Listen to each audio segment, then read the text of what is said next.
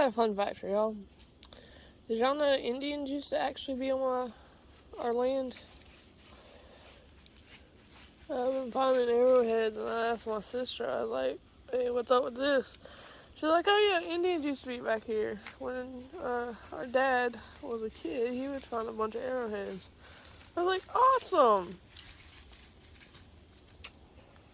But they don't really know nothing more about that than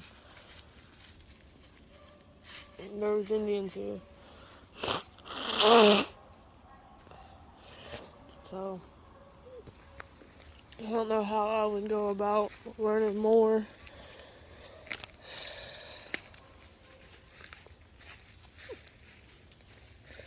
Because,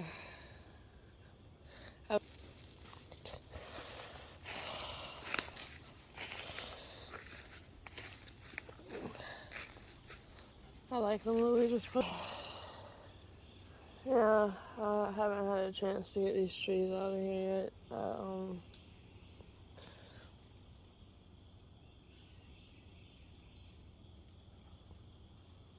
Got a lot of stuff going on.